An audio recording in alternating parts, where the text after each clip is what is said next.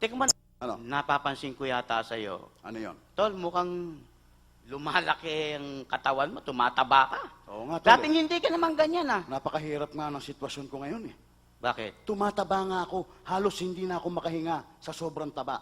Ang problema ko, nag-exercise naman ako. Bakit hindi mawala-wala itong tiyan ko? Ano si exercise ba ginagawa mo? May nagja-jogging ako tuwing madaling araw. Jogging pala yan eh. Bakit? Wala na, hindi na uso yung jogging. May bago na bang exercise Meron niya? ng bago. Ano? Ang exercise sa bahay lang, makapag-e-exercise ka. Sigurado ka? Oo! Anong klaseng exercise yan? Mukhang maganda yan, ha? Gusto mong lumiit ang tiyan mo? O, yan nga, problema ko, yung tiyan ko, eh. O, ganito lang. Paano? Ang gawin mo, humarap ka sa isang salamin na malaki. Oo. Ha? Nakaharap ka na. Oo. Magtali ka rito ng isang mansanas Mansanas. dito sa kanang baywang. Anong gagawin ko? Itatali mo. Pagkatapos? Pagharap sa salamin malaki, Oo. ganito lang gagawin mo. Hit the apple! Hit the apple! Hit the apple! Liliit yan! Madali lang, ha? Oh! Ganun lang. Subukan mo. Magsasabit ng mansana harap sa malaking salamin. Oo. At sasabihin, hit the apple. Yan. Hit the apple. Yan. Hit the apple. Yan! Liliit to. Oo. Eh, paano to, buwisit? Oo, Para hindi, akong karet. hindi rin po problema yan. Maglagay ka naman dito ng isang saging. Saging. Itali mo rin. Pagkatapos, Dalawa na yan. Oo. Mansana at saging. Oo. O, humarap ka sa salamin. anong gagawin ko? Ganito lang gawin mo. Hit the apple! Hmm? Hit the banana! Hit the apple! Hit the banana! Liliit ang katawan mo! Ganun lang. Oo! Abay, madali lang yan. Sige, subukan mo. Subukan ko. Hit the apple. Yan. Hit the banana. Mm. Hit the apple. Hit the banana. Yan! Lilit na to, tol. Liliit yan. Eh, paano itong tiyan ko, buwisit? Ah. Ito nga, demonyo eh. Madali lang. Ito nga problema ko, paano maliliit to? Madali lang. Paano? Magsabit ka naman dito ng bibingka.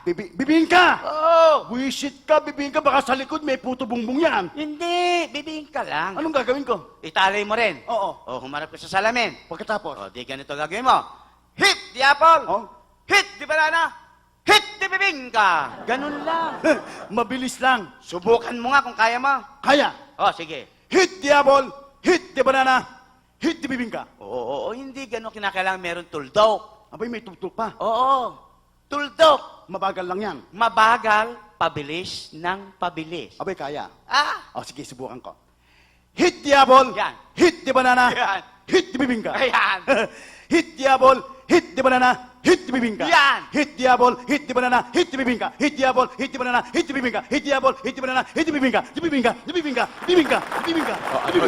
Hoy! Hoy! Walang yakap pa. Bakit puro bibingka? Mas masarap sa bibingka, tol. Tumigil ka.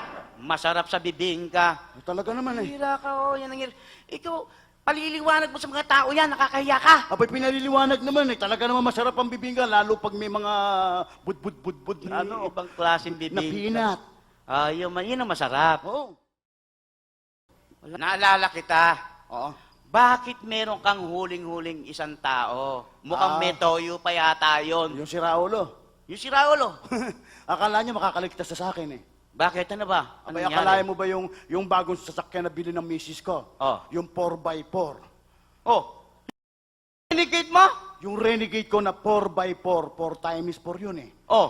Abay, namalengke kami dyan sa party ng Divisoria. Aha. Kaya pinarada ko yung sasakyan ko. Pinarada mo? Oo. Ano nangyari? Namalengke kami. Mhm. Abay, pagbalik ko, may sagot yung 4x4, 16, pako ang pinangsulat. Aba, hindi gasgas. Aba, talagang gasgas, pako eh. Ano naman ang ginawa mo? Ito yung ginawa ko, pinamasilyahan ko, Oh. tapos pinapinturahan ko uli. Yun. Oo. Tapos, Nung namalengke sa Divisoria uli. doon naman? Oo. Oh, pagkatapos, Pinarada ko uli yung sasakyan ko. yung sasakyan mo? Pagbalik ko, may sagot na naman. 16 pako uli ang pinagsulat. Mas malaki dun sa binigay niya. Gas-gas na naman. Mas malaking ang gasgas eh. Anong ginawa mo? Aba, yung ginawa ko, para wala nang problema ka ko, nag-isip ako. Oh. Ang naisip ko, pinamasilya ko, pinapinturahan ko, sinagutan ko na 16, pero pintura na ang pinangsagot ko. Sinagutan ng pintura. Sabi ko sa sarili ko, palagay ko, hindi niya na masasagutan to. Aha. O kagaya kapon nung nakita mong bitbit ko yung tao, Ah. nahuli ko eh. Oh, bakit? Akalain mo yung 16 na sinagot ko, chinekan, pako rin ang pinasulat. Di gas-gas ka na naman. Huli ko siya, pinakulong ko siya kahapon. Visit siya. Kaawa naman. Eh, ba't ka maaawa sa mga ganon? Montik na akong mapaaway. Napaaway? Oo, sa isang sasakyan din, sa jeep. Oh.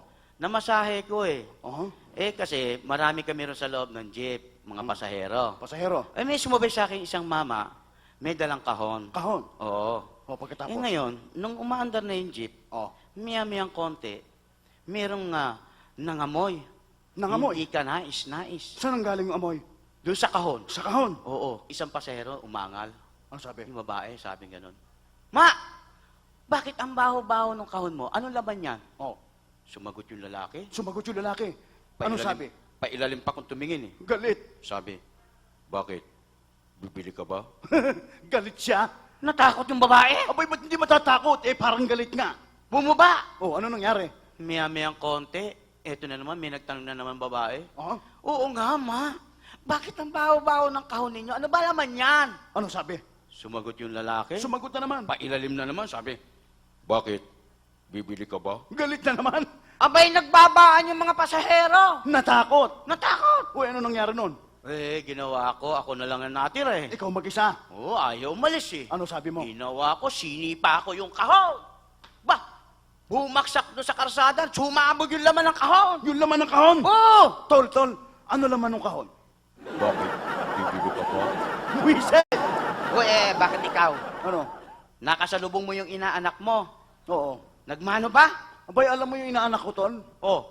Sa pulpa nung maliit siya, 1 buwan pa lang. Oh. Hindi ko na nakita, nag-abroad na kasi ako nung nakaraan.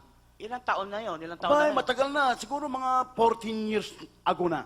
Oh, nakita Nung kayo? makita ko, napakaganda ngayon ang inaanak ko. Ganda? Abay, napakaputi. Oh. Oy, nagmano sa akin eh.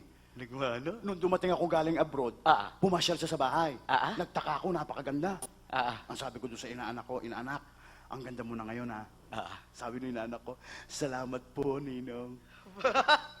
Okay ah. Napansin ko ang puti-puti niya. Siyempre, sabi ko sa inaanak ko, pinansin ko. Sabi ko, inaanak, ang puti-puti mo na ngayon ha. Nahiya uli yung inaanak ko. Ano sabi? Sabi niya, salamat po, Ninong. Nakita ko yung katawan niya, inaanak, tumayo ka nga. Nakita ko yung katawan niya, ang ganda-ganda, tol. Pinansin ko na naman yun. Sabi ko, inaanak, ang ganda-ganda ng katawan mo ngayon ha. Oo. Sabi nung inaanak ko, salamat po, Ninong. Papa, bait ano? Napababa ako ng tingin. Oo. Napakalaki nung boobs niya eh.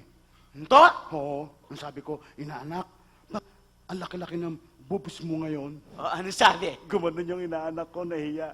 Salamas po, Ninong. Nakasalamas pa rin eh! May talagang ganun, napansin ko, malaki. Uy, nga pala, teka muna. Ano? Diyan pala sa Divisoria, nagkakahigpitan dyan. Aba, napakahigpit na pumalit na CEO dyan. Yung CEO? Oo. Kilala mo yan? Napakalupit. Lupit talaga. Sa mga magnanakaw.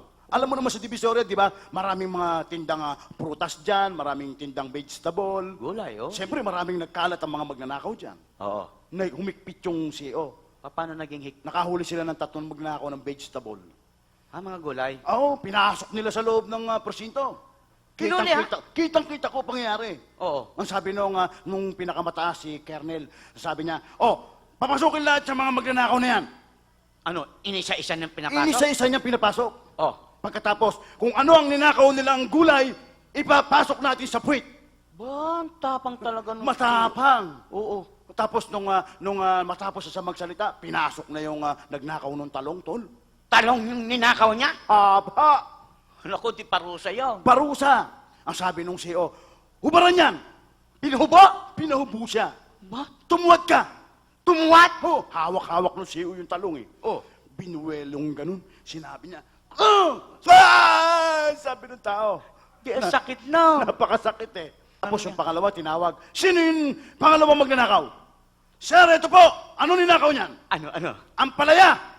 Naku, hirap nun ah. Napakahirap nun. Ang palaya yung buwisit. Ang palaya? Oo. Ano? Abay nung sinabi, nasan yung ampalaya mo? Ito po, sir. Abay, nakatawa. Tumatawa yung pangalawang magnanakaw? Nakangiti pa, sabi gano'n. Ito po, sabi niya gano'n.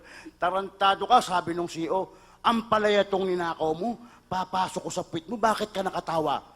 Sumagot yung nung nagnakaw nung ampalaya. Ang sabi? Ang sabi niya, paano po yung kasunod ko, langka ang ninakaw? Pambihira ka lang ka pala eh. Anong masakit yun? Masakit na talaga yun. Ganun ba yan?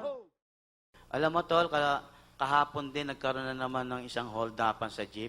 Ho? Oo, nandoon ako.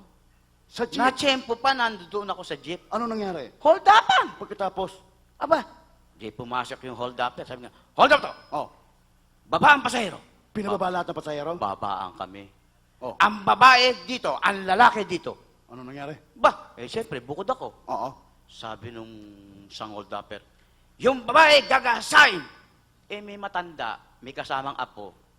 Sabing gano'n nung apo, ay, mamang hold-upper, kawawa naman po yung lola ko. 75 anyos na po yan.